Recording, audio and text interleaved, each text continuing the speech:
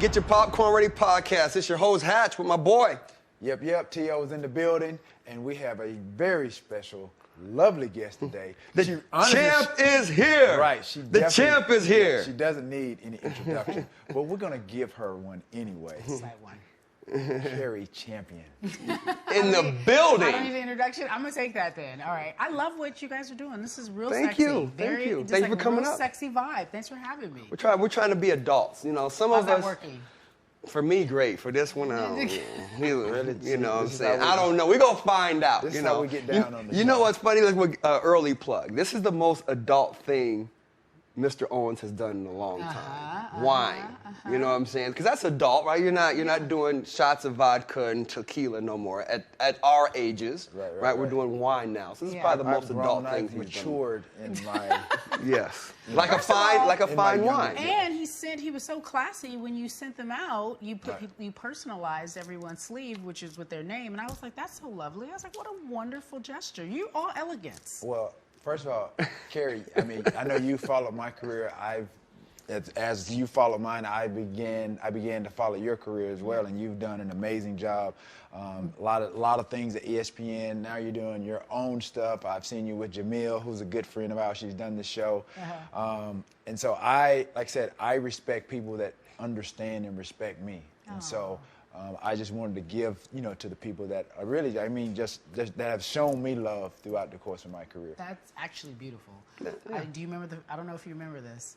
Do you remember the very first time we met? The very Tell it. There's two stories. There's something to it. There's one time where I met you and you didn't meet me, and then there was a one time where we were face to face for a minute. And what happened though? Tell it, y'all. You be all holding back. Tell it. So when I was a reporter, this is a quick story. The second one is the one that y'all need to pay attention to. So when I was a reporter in Atlanta, I was at the local CBS station, and we went to interview you because you were doing something, and you were in this big, huge house, and you were doing some charity event or what have you, just raising money for people. And it was so many people in the house. Like nowadays, you think about COVID, you just know way you could ever have that happen. But you was so like, I just can't, not necessarily be as friendly, but you were really reserved. And I remember the first time seeing you thinking, God, he's so quiet in spite of what the other image is of him. I was working local TV. I hadn't even done my route to get to ESPN yet. So that was just a thought that I had. Yeah. And then the second time we met. When he was a little bit more. No. T. We were on First Take. Oh, okay. First, I was about to say it had to be like ESPN. The first time you and Skip had your face-to-face. Do you remember? I don't even know if you remember. It was the most... awkward. It was a little bit... Well, not It wasn't even a little bit. It was a lot bit awkward. And it wasn't for me because I went on the show because I felt like I had to get something off my chest. Yeah. I remember. But I heard through other people like he was uncomfortable. To a degree. The room was uncomfortable. The tension, you could cut it. It was I think maybe 2012, 2013. And you walked on there and you had death eyes. That's why it was uncomfortable. Like you were looking like, I'm ready to bring it. And I was like, so welcome to the show. And then you could just feel it. What was the feeling like before he got there though? So you're in the building every day, was it right? You guys have these production meetings. And I have to be honest, I had just started working there, so I didn't know much about whatever your rapport was, the history between you two, and then I did a little research on it, but I didn't have enough research under my belt to realize that y'all had been going back and forth for a minute. And so I think the feeling in the building was, this is about to be a great interview. Like, this is about to be amazing. This is about to be must-see TV. Get your popcorn. So that's what people were thinking. And I felt as if it lived up to that while we were in that room, but you were focused. And I was like, oh, is this game day focus? I was like, so it was game day. You came in game day focused. Yeah, and for me, over the years, like, because I knew how I grew up and I knew how the media had perceived me. And we've talked about it, before. Skip has come up before. I just actually did Shannon Sharp's show, Club Shay Shay, and the subject came up. And it was because he was kind of starting out. I don't know if he was a columnist, beat writer. I'm like, to me, it's all the same thing. Right. And so as an athlete. Media. Yeah. And so he created this narrative that I was this type of person. And I think he saw me and I became this villain. and he just started to put this target on my back and just attack. Yeah. And I knew I wasn't that type of person. Just as you explained the first time did you ever see me, I'm in a house full of people. This is my house, but you would have never known it because I was so reserved. But that's how I grew up. That's just who I am. Right. But when I'm on a football field, you get me in a competitive, environment. I'm a totally different person, totally different animal. But I just didn't like the way over the years of how he painted the picture. He started the canvas. He started to paint this picture. You felt like he influenced others, and as a result, you started to be perceived a certain way. Right, and still today. Media is powerful. Right. It is. You're in the media, right? So do you feel that you guys have that power and you can do that at any time? Look, when I was a kid, when I knew I wanted to do this, and then I first saw this woman who looked like my auntie on TV, and her name was Oprah, and I was like, I want to do whatever this woman is doing. But then I saw a bunch of other, not a bunch, very few other black images of women who were doing this, and I thought it was powerful. So if you can see it, you can believe it. But it made sense to me when I was in college, and I took this one class, this comm studies class, and the professor, and he was like, media is the most powerful institution in the world because it's, first of all, media is a wide definition: social media, TV, podcasting now, films, newspapers, magazines. Like it's impossible to beat it. That's why it is like they say the pen is mightier than the sword. But I also know that it comes with great responsibility. Right. And, unfortunately, everybody did take the responsibility class, right? Everybody doesn't pass the responsibility test. And I have been just as guilty. I have made mistakes in my career where I'm like, that wasn't, you know what? But if you talk long enough, you're going to get yourself in trouble, right? So you're like, I shouldn't have said that. That's not really what I think about that person, or that doesn't really reflect my true character. But I think it happens to everybody. But if you can find your way back, but I think ultimately at the end of the day, and I don't know if you view it this way, I think you won the battle of who you are. I think that if we focus on what the critics say, right, there's always going to be a critic. Right. We always hear that so much more loudly than those who are saying, I've seen the change. I've seen you evolve. Well, yeah, I think yes and no, because it's always this. I feel like I've done a number of things. Like I said, I don't do a lot of stuff just for the sake of press or getting publicity behind it, this and that and the other. And you see how the media, they can sway public opinion about who a person is, even by some of the charitable and philanthropic things that they do. Sure. Like I said, I don't do that, but I know I've done it. I do it, from the goodness of my heart. But, to your point, have I won? Do I feel like I've won it? No, because I think people still perceive me as that arrogant, cocky, selfish, I disagree. I mean, well, again, you're on a different lens. Right. You see it from a different I lens disagree. than what a lot of the audience has seen and heard, from the platform that guys like Skip has had. Or I think you, like you said, on the field, you were that dude. Like, I'm gonna be me. Right. So maybe that's what they're really talking about. Not even the selfish side of it, just that you were you and you performed when you did well, and no one should be ashamed of that. But I ultimately feel at the end of the day, it'll work itself out. It just does. Yeah, for sure. It does, because when we look at it in 2021 with the whole Kwame Brown thing, it's like, to us, we're like, now, media, you guys have to kind of make a choice. You can't just go say anything because there's going to be consequences. No, you're right. 10 years ago, players, we were still too scared to say something back to somebody who were in the media talking about it. But now, I don't think the players, current players for sure, but retired you have players. to pick and choose, too. Because you guys know this, even if you weren't in the media, even a public figure, period, somebody's always got something to say. Someone always is adding something. Like, I'm talking about even me, and I'm in the media. So, of course, I understand people will say things and come at you and criticize you for even having an opinion. So I feel like the response like that, you're right. Kwame Brown was a perfect example of somebody can only take so much. Like, here was the flip. Like, you have to also know that everyone will realize who you are, I feel, like, at the end of the day. Who do you, people think Michael Jordan, I love Mike. Mike can do no wrong, right? But now we know. Here. We know Mike. Right? Mike's a dog now. Yeah, I won't say that, but... on the court, right? And he's a true dog. In a good way. In a good way. But now we know who he is. Like, he was this mythical figure for us, right? But they were like, oh...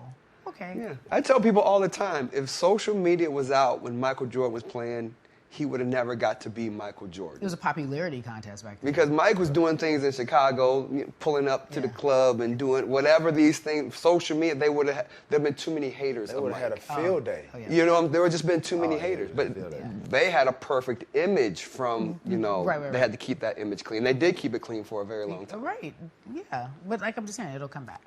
It'll come back. So, yeah, buddy, you good, man? You all right? This is about, not me, this is about Cari. So this little girl that, you know, saw this figure on TV, and obviously now it's open. Auntie O, yes.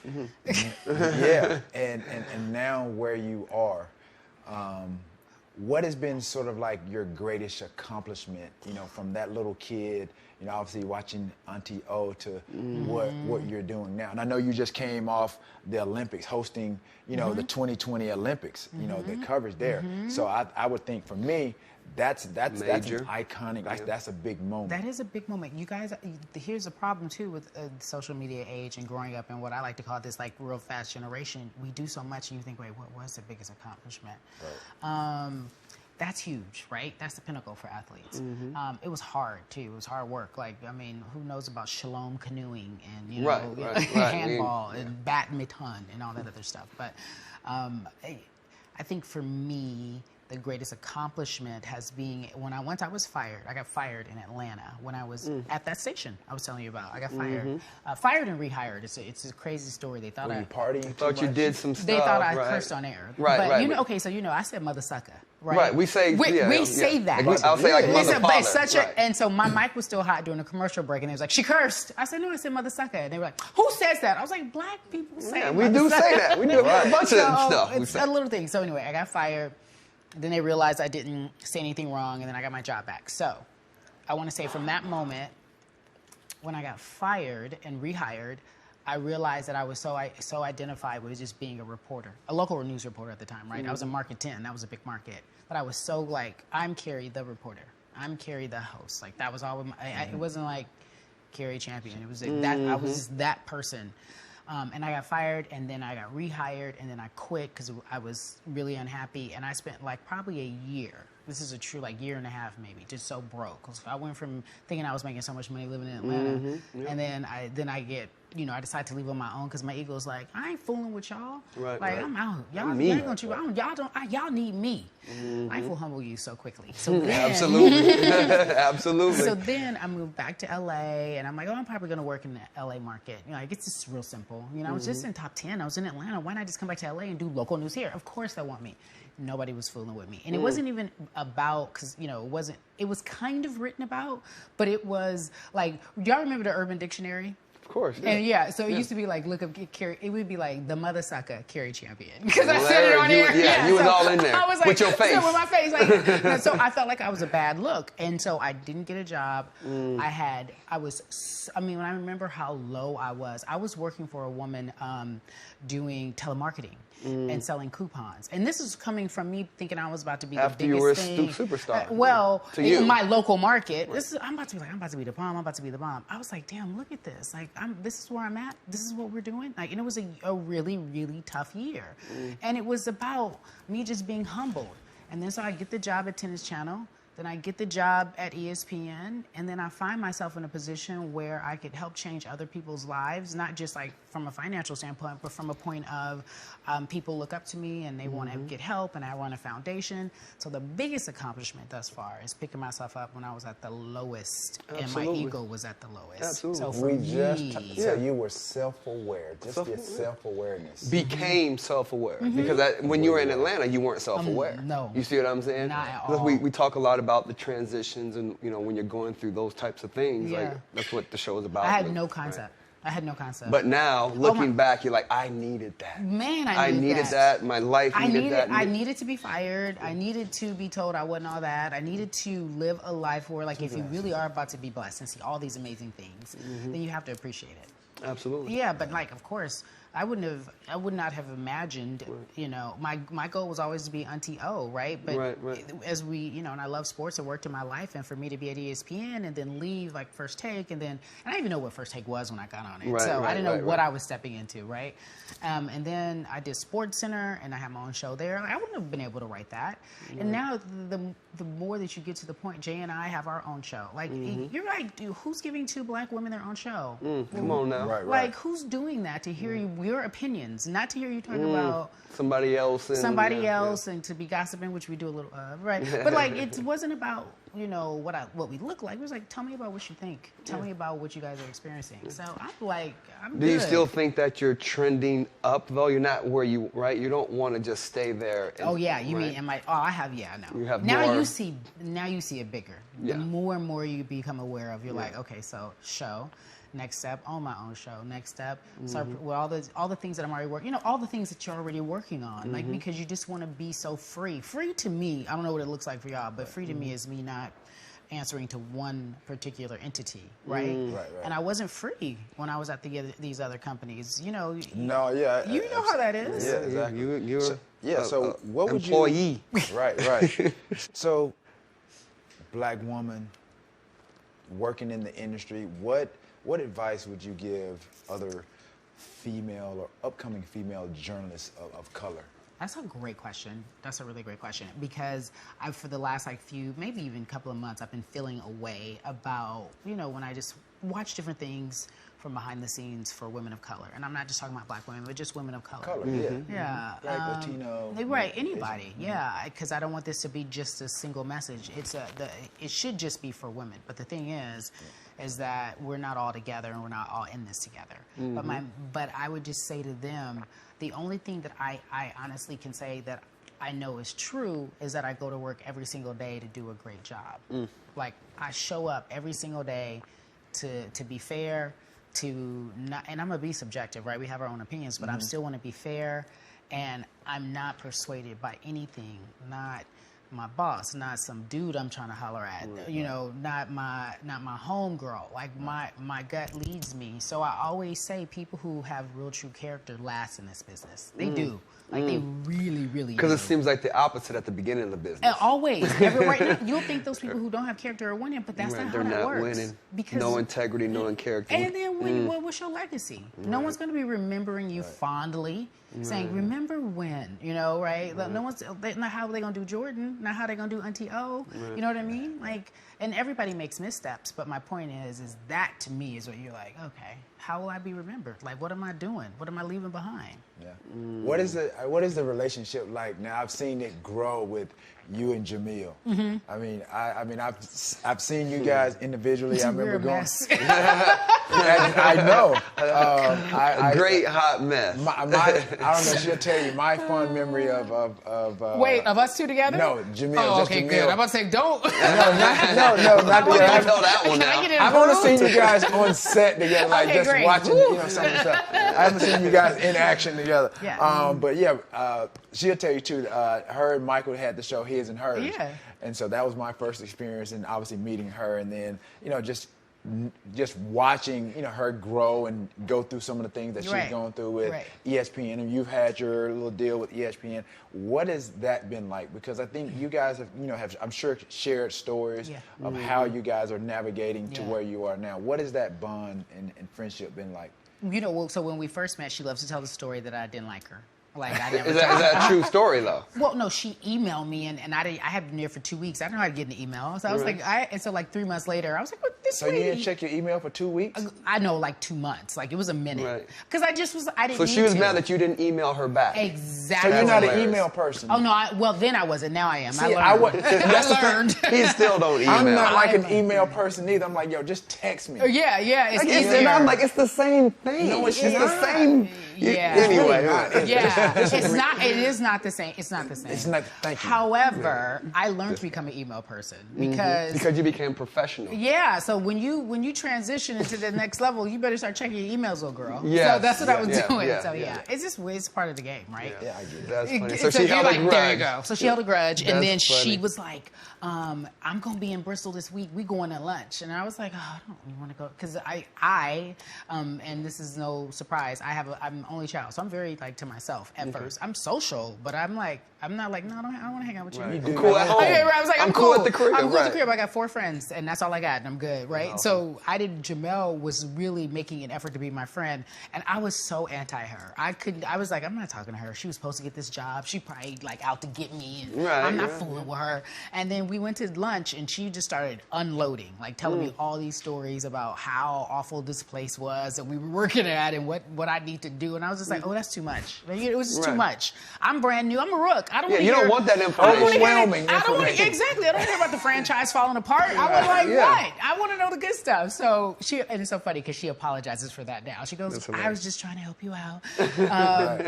Which she was. And then over the years, slowly but surely, and then she moved to Bristol, we became so close. So we went from, in my mind, right, because this is why sometimes we view things wrong. In my mind, she was like competition. She was trying to, because she was up for the first take gig, and I ended up getting it, and I was like, she jealous. You know, like that's how we're so simple. We're taught to think that's simple. Our own worst enemy. And that would be me. And against all of my will, right? Against all of my stubbornness, we ended up being friends because she's just so damn kind. That's awesome. So we started hanging out all the time. And it's just one of my closest friends. We would do, that's why I was like, wait, what story do you know? We would do these trips, and it's not that bad, but we would do these trips where when we lived in Bristol, we'd be like, let's go to Vegas for 48 hours. What did y'all do in Vegas? Gamble. Y'all would stay up all night gambling. This is gamble. But I pre-married. Yeah, of course. Absolutely. These are in the single years. When I went on the show and I first saw it, I was like, pretty brown eyes. That was I sang to her on the show. Oh, that's so nice. And you Did can't she love sing. it? Oh my God. She was very embarrassed. Yes, she was. Because she's so shy. Yeah, because I was like, oh my gosh, she's so beautiful. She has those brown eyes. That's those brown eyes are, they're mesmerizing. Her husband's going to DM you after he sees this. He's going to be mad at you. He already knows the story. I'm Kick him under the table. But you know. Love it. And see, he knows what I saw. You know what I mean? That's why he married her. That's why he was like, I'm right there. I'm right there. Those brown eyes got him. Already. So you guys you owe $1 million for singing that song. Crazy trips to Vegas. That was you guys' thing. We did. We went to Vegas. We would go to Mexico before the earthquake, Puerto Rico. We would just get away because it was so cold. And I'm from California, and she was living in Florida. So we were just cold all the time. We're like, wherever we can go where it's warm and something decent. And I think you needed to do that because when you live in a place or you work in a place that's where you eat, live, sleep, sports. That's all we ever did.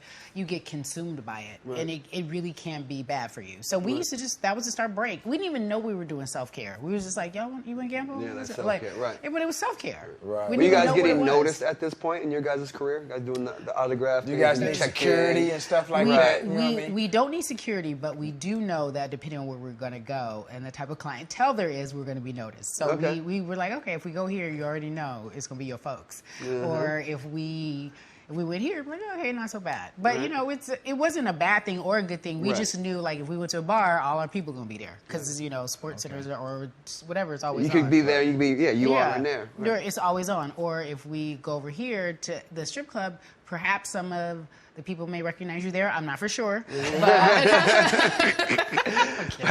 Were you ever somewhere where you got recognized, you didn't want to be recognized? Oh, of course. When did that happen? Oh, all the time.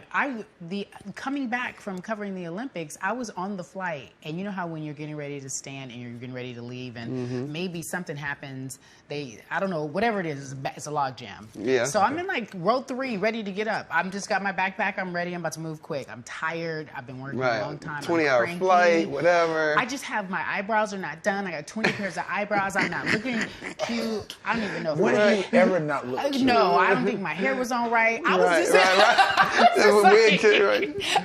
I was sideways, tired. I just came from I was just tired.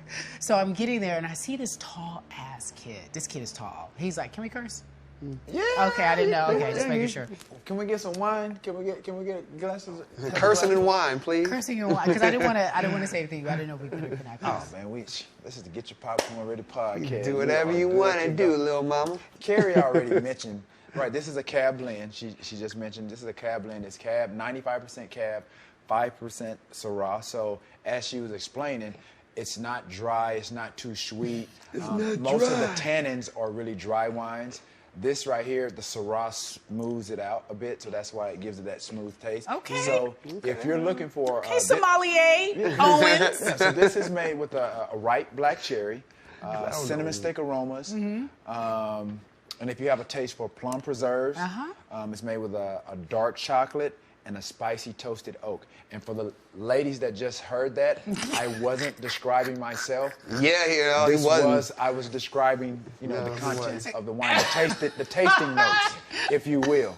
So yeah, so you want to get this, go to 81vino.com.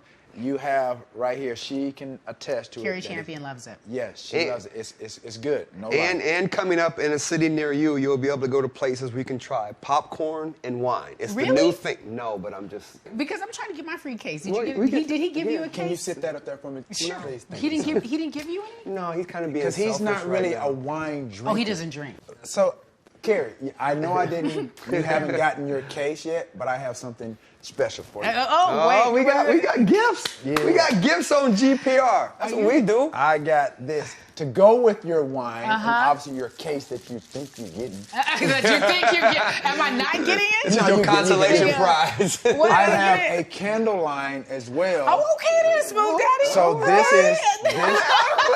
I have a candle line. Got me excited coming out. over here. All right, T. Go ahead. Sultryaura.com. I'm partnering with a friend of mine, so sultryaura.com. Are you excited? I am. I love candles. We're taking I pre-orders. got one. We're taking pre-orders. Go to sultryaura.com. This You don't is like wine, but you love candles. Yes. right. So absolutely. this is a wine pairing candle. Oh, okay. So Can obviously he have one even though he doesn't drink wine? Yeah, how's that work? this is about You and I. Okay. He just told me no, basically. You can't. all that hate in his blood he coming knows out about. right now. I always talk about how I got to the Hall of Fame. My 3 pillars of success: desire, dedication, and discipline. So I have a candle, obviously dedicated to those. Oh, wow. To those pillars. I love that. So I have desire. I have some fragrances dedicated to desire, dedication, and discipline. But this, since you have the wine already, I wanted to present you with Lait de Rey. So this Lait de Rey comes from a word. I mean, I can't remember what it was, but I was waiting on that one. but it means golden child or golden one. I'll take it. And the fact that it pairs with the wine, it's gold vessel. Thank you. You take a Let's smell it. Yeah, I want to smell it too. Because you love candles, right? I love candles. Okay. So right. and so that is made with a brandy leather, a cockadoo plum. We took some tasting notes from the actual Coconut soy wax blend, hand poured. Yep, 100-hour burn. Again, this is a good logo. I like all of it. So thank you. I'm taking this with me. Yeah, I just said. I'm going home right now. They had enough, That's it? right? You got right? Not just yet. Not just yet. So let's just switch some gears. You're here in LA. This is Home for me. She's home. She's from Pasadena, went to UCLA, Yeah. Right? Born and raised in Somebody Cali. researching? Where's the researcher on the show, Danny? I mean, I do my own. You're the know what I'm researcher. saying? Okay. I know Danny, your producer. Shout out to Danny. Yeah. So we got the Los Angeles Rams. Okay. Los Angeles Chargers. Okay. Are you conflicted? Like who's never. your football team? And then you got the Clippers. Are you basketball or football? Both, but first of all, I'm a Laker till I die. Like, Yeah, I know. I'm so sorry for you. Yeah, there's just... Well, I'm appreciate that because I got our shirt. We but recognize that's why Kobe. you didn't understand. I was like, Kobe is not only one of my favorite people in the world, one of the obviously my favorite player, and he represents the city so much. So the reason why I'm a diehard Laker fan is because that reason I'm in sports is because of my grandmother. She grew up in segregated Arkansas, but she played basketball. And when we moved here, she used to take me to the Clippers games because that's all we could afford. And teach me basketball because she played ball. Wow. And then the Lakers So she took you to Clipper games, but you ended up being a Laker fan. We were always Lakers fans, but we couldn't afford seats. You have to understand. Yeah, right? Clippers was $3 a ticket. Clippers was like, here's $1. Go ahead. Here's 50 cents. Like, it was really crazy. We'll pay you to come see the Clipper game. It was back essentially like that growing up. But my grandmother just loved the game so much, she wanted me to know it. And so then, obviously, we became Laker fans. I've been a Laker fan. I grew up a Laker fan. So you have to understand, Kobe for me, when you say is it Clippers or Lakers, Kobe for 20 years narrated a portion of my young adult years to my adult years. Like Kobe for 20 years was, I remember him coming up to UCLA to play basketball when I was there. Going to the gym, yeah, he'd be at the gym. Magic Johnson, not Jordan. Magic Johnson would come and hoop. A bunch of players would just come and hoop. So this is my team. Like, I grew up with this team, literally. But as far as Rams, or that's a great question, or Chargers. Yeah. So when I was a kid, everybody loved the Chargers. Like, when I was, the Rams, when I was a kid, and the Chargers were always San Diego. Right, so it was either the Raiders or was the Rams. And when I was a kid in my family, everybody liked the Rams. So obviously, I still go with the Rams now to this day. Chargers to me seem the Chargers unfortunately will suffer from what the Clippers do. Yeah. Like, no matter how good they are, don't right? matter. You'll never it doesn't beat matter. them. There's just you still on the outside looking in. Like, You have to win for so many years. They seem displaced. The Chargers. Yes. Yeah. Well, you have to win for 10 years in order to get a new generation to say that's the team that I always root for. Consistently. But yeah, the Lakers for what? And no matter how great the Clippers are, it's like and also, if you're a real Laker fan, the only thing you don't want to ever see is the Clippers win a chip. Because if you do, then you just got to jump off a cliff. Okay, so who's closer right now? Who's closer, the Lakers or the Clippers of winning the championship? The Lakers are always closer, even when they're not close. No, you can't say that because you're talking like a real fan. Right? Yeah, you can't. Yeah, that's a fan. I'm not even going to ask you though. That's a fan you're answer. giving us a fan answer. Let me tell you why. I want you to give me the ESPN commentary answer.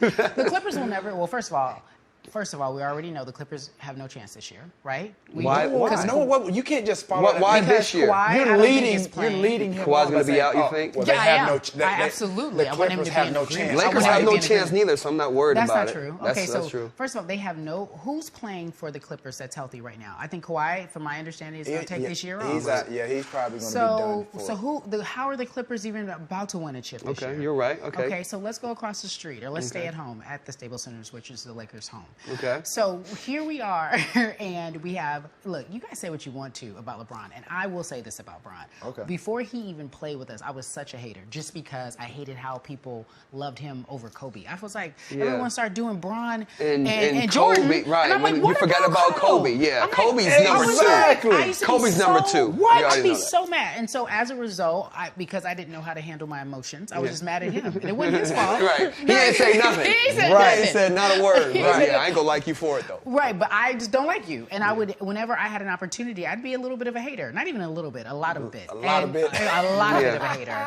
Because I have had a platform and a podcast forever, so I was a lot bit of a hater. Okay. And then one day, your girl Jemele was like, what if he came to the Lakers? And this was long before he was coming to the Lakers. I was like, I was like, what do you mean? She was like, would you be so hard on him? I was like, of course not. I would love him. Right, because he's a Laker now. He's a Laker. Right.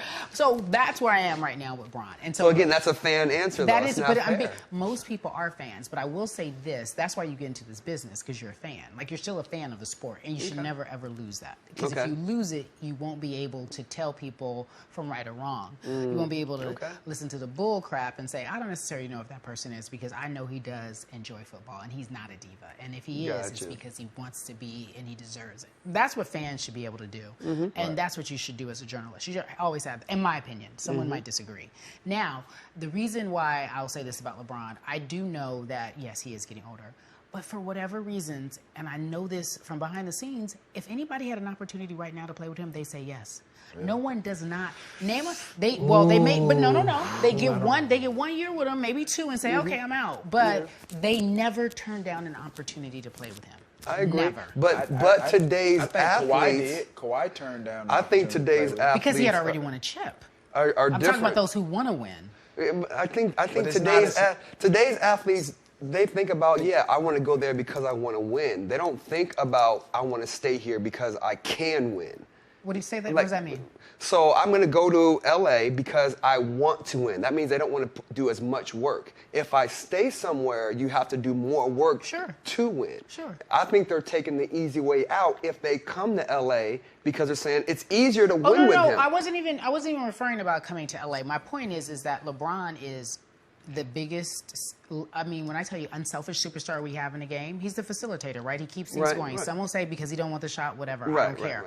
But when you do play with him, 9 times out of 10, whether it's in Miami or if it's in Cleveland, it gives you an insurmountable chance to win a chip. It guarantees you almost a ticket to the finals. To the finals, right? Getting to the finals. And it doesn't mean that no other player right now has that. I don't think. I hear people say that about Kevin Durant. I don't know. That's your opinion. Yeah, Durant's teams can't get to the finals. The reason why I say this about LeBron is because 9 times out of 10, you bet your last $5 I'm going to the finals at least if I'm a player. And so that's why they team up with him. Not because he has had like a Robin. I think always. He's had 5 Robins.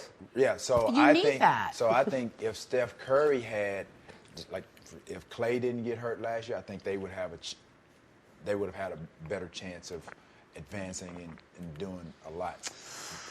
That's just, like I said, you got your opinion, that's my opinion. Just like KD over there with the Brooklyn Nets, you got Kyrie, things happen. Like, if a person is not on the court, i.e. whatever, personal reasons, injuries, it can change the scope and dynamic and the thinking of, can that person actually, you can go to that team and they actually can win. Yeah, with LeBron, yes, but he's had other people along the way to help him get that. Yeah, he's a facilitator, he's that guy, but there are other teams as well that I feel like, okay, if I go here, I have just as good a chance to win. And I'm not talking conference finals, I'm like finals. No, I'm saying finals. I think LeBron's starting to see what being in the West is compared to being in the East. It's not easy. Last year was a good example of him saying the West is deep. Everybody, you don't think he knew that the West was deep? So that's why I think he's not. He won't win a championship because they're in the West. And I guarantee you, he probably has thought, okay, I'm that guy. I can move the needle. And he had to come and win one in the West to add to his legacy. Do you count that? Do you really count that? Ooh, do you count that? I'm not going to do you count the bubble? I'm not doing that with you. I mean, there's been some notable. Well, then, by the way, then Toronto's championship was nothing the year before because everybody was injured and down. They didn't have Kevin Durant. It wasn't a bubble situation. No, but I'm just saying they were playing. It was a 1-on-5. So if you want to, I'm saying if we're going to start doing these things, it's okay. But I mean, Kawhi hit that shot that he got them to the finals. Right. However, I'm talking about when they were in the finals. There was nobody there left to play. So you care more about that Laker ring than LeBron getting his 4th or 5th ring. Oh my God, yeah. Okay. Speaking of that, the bubble don't matter. Yeah. Okay, speaking of that, I'm like, what? As long as it's in the rafters, you're good. Yeah. Okay. Yeah. Speaking of rings, I love you, LeBron. Right. I love LeBron too. By far the most dominant, best athlete that has ever played basketball. For sure. By far. I won't say dominant, but go ahead. I mean, in as far as athleticism, I'm speaking. Okay. Speaking of rings, you said. Mm-hmm. How many rings do you think LeBron has in him? Or the Lakers will win? They're done. Lakers are done. I'm not asking. No disrespect. You're not, Cari. I'm asking. But it's weird too, Teal. I want to point this out. I thought Hatch was nice. I kind of don't like him now. It's weird. Well, I mean, it's now weird. you know who he is. Like I'm sitting here, and the more he keeps saying the Lakers are done, like I'm getting more and more. The chair is offended. getting further away from me. You see how she's on that side of the chair? Yeah, I'm like, she was sitting in the middle. She was like. I mean, you can come sit right here. I was like, you can come sit over here. If my skirt wasn't so short, I would. But I was like, you come sit over here by me. I feel the same way when I'm in that chair. I'm just like, and I'm sorry. It's our show, and I'm the same way. Okay, you do feel that way. I know exactly how you feel. Be my friend. I'm just like, ugh. You know, when you're a kid, you smell something bad. That's all me right here. That's all me. Okay. So go on. The Lakers are done. No, they're not. I think LeBron has one more in him at least. Do you think this is the year? Because I mean, they've assembled. They've had a great offseason. When you talk about offseason moves, I'm gonna give you a secret. I don't like this series. No. I agree. I'm agreeing with you. I don't like it just like you don't like it. But I mean, in the basketball world, amongst the journalists, like. This has been a great offseason for the Los Angeles Lakers. I think for any organization, for that matter. I mean, with the pieces that they've added. Carmelo, obviously Russell Westbrook. Is it time for me to go? I can't stand you. I'm in your back pocket right now. Whatever you're doing, I'm doing. He put a battery in my back. The floor is yours, but I feel the same way because you're my friend. The moves this off season. I don't know. I don't agree. I think people were, to your intelligent journalistic question, T.O., were saying that it is really about a great year for the Lakers. They were saying they were complimenting Rob, and they were saying all the pieces the Lakers acquired. I just don't know. What I do know, though, is, and I will say this, I do believe in Bron's ability to figure it out, at least to get the Lakers competitive, not missing the playoffs, and yes, quite frankly, going to the finals. But I don't know. And all these players individually, I love. Right. It's so funny. I love Westbrook. He went to UCLA. That's my dog. I love him. Ooh, it's so crazy you're saying this, and I'm listening to you, and I wish Kobe was here to answer, because that would be a question I would answer him based on the off-season moves that they've made. Yeah. That would be the question I asked he would you. answer it appropriately. Absolutely. He would never say anything less. Right. I would love to hear what his take would, on. I just feel like it's, I don't know. I want to know. We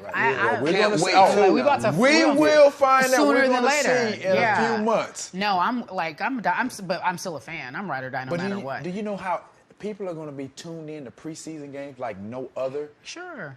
Yeah, This is going to be crazy. No, they're going to have to play a little bit. I mean, practice is one thing, but they're going to have to get on that court to gel, and just like, I just don't know everyone's role. That's all I said. Oh, because I mean, and this is going to fall. I do.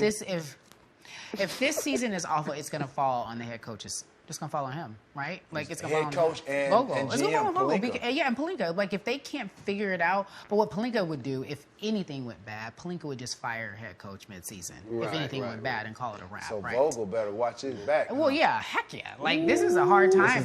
I He would is be in the nervous. hot seat. So he's I would on be So you're nervous. saying The whole Vogel year is in the you're in the hot hot seat seat. before there is even Well, a if it hot doesn't seat. work, who Yeah. are they going to blame? They're They're definitely not going to blame the players. Right.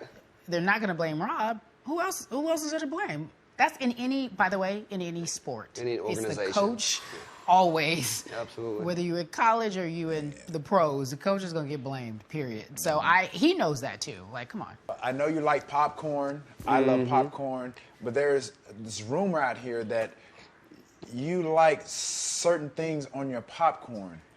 Oh. That's You're talking to me. I hope so. It ain't talking to me. Ketchup.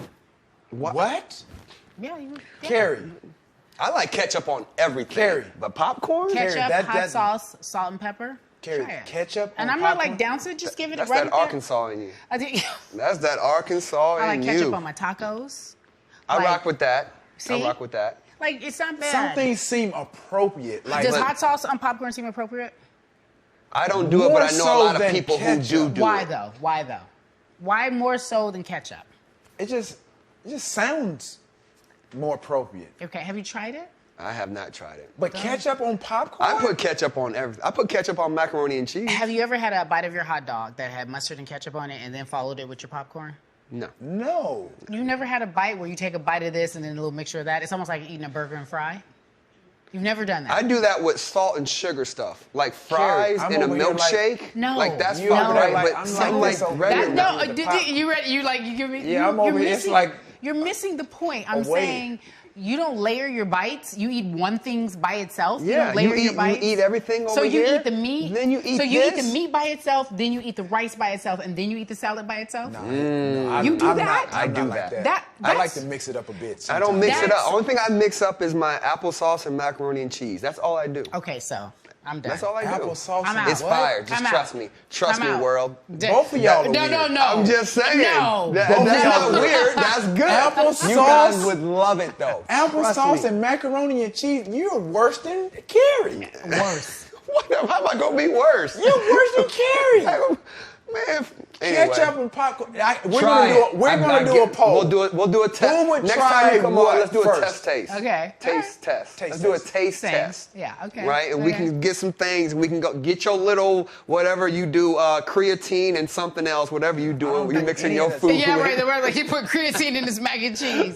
I don't. Whatever you mixing your He's food like, with. don't encourage him. Carrie, don't do that. You just went on his side No, a I minute didn't. ago. No, Yeah, you did. You yeah. leaned on the couch Get and you him. didn't Yeah, have my you back. sure did. You You went was on on his my side a side, minute Chuck. ago. Don't do that, Carrie. We cool though. Don't do Don't let that. him influence us. Oh, we cool. Macaroni and applesauce, Cari. That's how we do it. I agree. That's how we do it. So next time on Get Your Popcorn Ready, we're having a taste test. So there it is, ladies and gentlemen. Cari Champion, thank you, Cari, for coming out. Cari. We appreciate you. Thanks for letting me hang out.